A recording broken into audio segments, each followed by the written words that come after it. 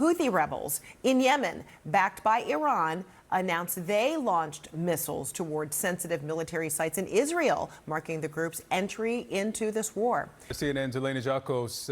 Good morning to you, Eleni. What do you know? Okay, so there's quite a few things happening here, and we've got, we're a month in, and it feels on this Saturday we've woken up to what is sort of like an escalation around the region. And this is really a fascinating turn of events. This was perhaps the wild card that everyone was sort of anticipating, because the Houthis have been very vocal in terms of supporting Iran in this war, but very quiet militarily. It's an Iranian-backed proxy group. They have caused havoc in the Red Sea and, importantly, in the Bab al-Mandeb Strait, which is the other huge maritime choke point, specifically after October 7th. We know that they can really divert a lot of traffic down the Cape of Good Hope.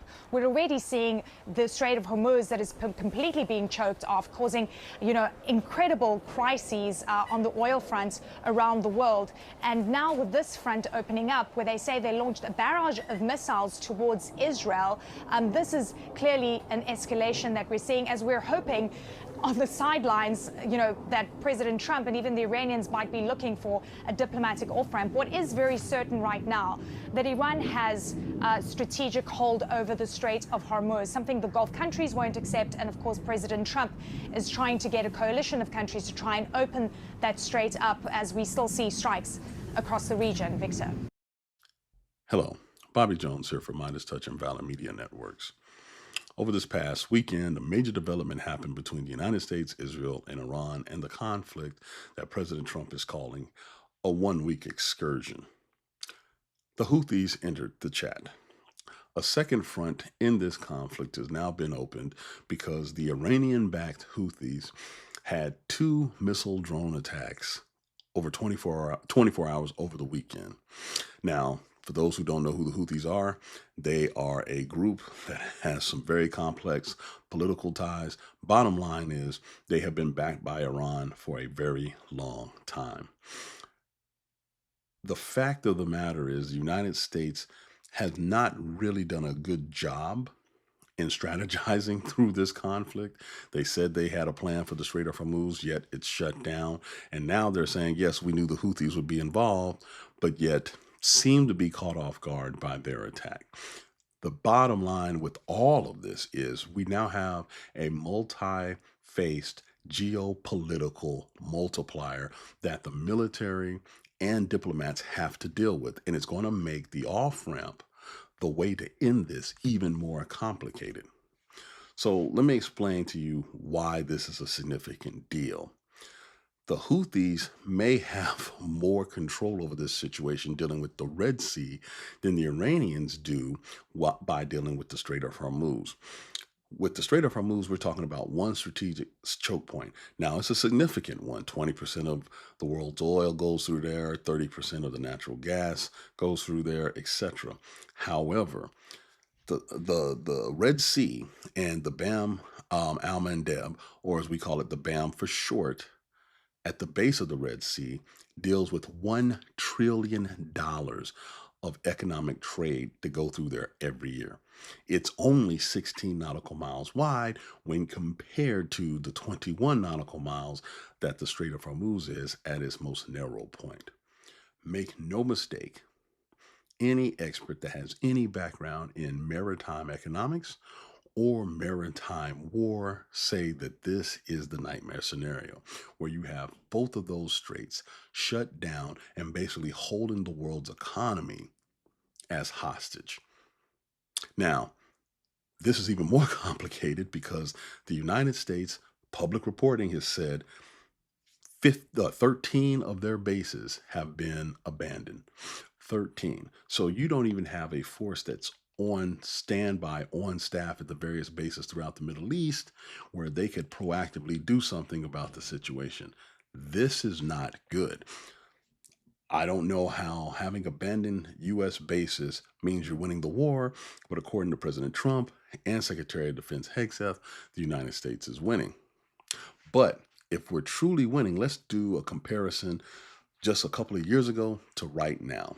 The economic stakes are huge. Between 2023 and 2025, the Houthis attacked over 100 merchant vessels, eventually cutting down traffic through the Suez Canal, which leads into the Red Sea, by 70% in the middle of 2024.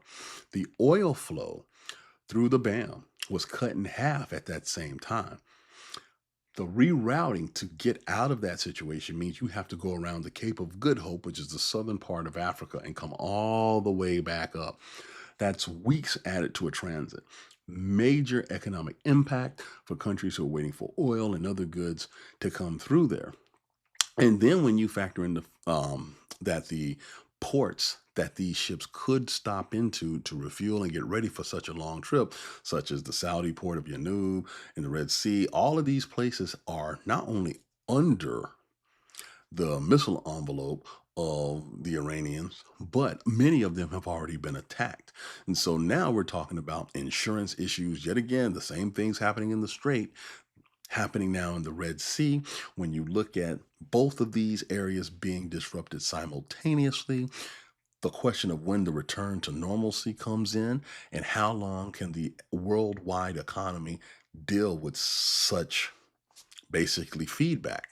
No one knows. Why? Because we've never really dealt with this situation before.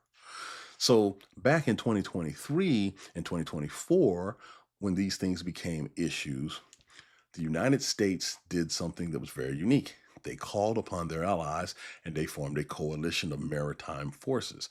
It was called Operation Prosperity Guardian, and it was multinational, and ships took turns escorting merchant vessels through various points, the Red Sea, etc. But here's the thing, it was fostered on the fact that the United States had good working relationships with their allies, specifically NATO allies, and then partners in the region, because they realized that this was beneficial for everybody. The EU also launched its own separate operation in support of that, but the escorts kept the vessels moving even though they should have been in a complete stop. It was a coordinated interdiction strategy that was highlighted by President Biden and his international diplomatic team, because the militaries knew how to work together. They do that all the time, but getting all the countries on board was the effort.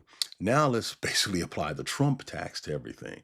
Trump comes in office. What does he do? He spends over a year hammering the allies that actually helped with that operation, beat them down, and sidelines NATO. He neuters NATO. He says this, that, and the other. And now here we are.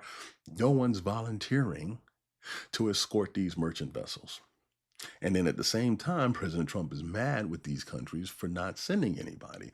Well, the reality of it is you should have asked nicely back when you took over, meaning you should have fostered the very ties that you need right now.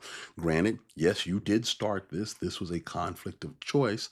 But when you look at the United States Navy already being stretched thin, not only across the Persian Gulf, but then in the Indo-Pacific region as well, you don't have enough ships to escort anybody through the Strait of Hormuz or the BAM. You just don't. So you need allies. And with the USS Gerald R. Ford in port getting repairs, your force multiplier of an aircraft carrier has made this much harder. When you do the math, there are many Houthi drones that were provided by the Iranians over the course of years. The same drones, the same missiles that the rest of the Gulf state region is having to deal with now. Only difference is this will be in a much smaller concentrated area, and those forces definitely know how to use them because they've used them before. So the bottom line is we have been told that we were ahead of schedule when dealing with this conflict. We were told that Iran has basically been neutralized. We have been told that air superiority is established and that basically Iran is begging to negotiate. What we learned this weekend is not only is that further from the truth, but the Houthis are now joining the conflict on the Iranian side, and they have experience targeting merchant vessels and shooting at U.S. Navy warships. Right now, we're 5 weeks in. We have thousands of people dead across the region. We have hundreds of American servicemen and women wounded. And we have, 13, 14 dead, killed in action. How is this winning? How is this winning? And most importantly, how are you going to win now? Because you have a multifaceted front that you have to deal with. And now you're doing it alone. You don't have allies to rely on because they have chosen not to participate in your war of choice.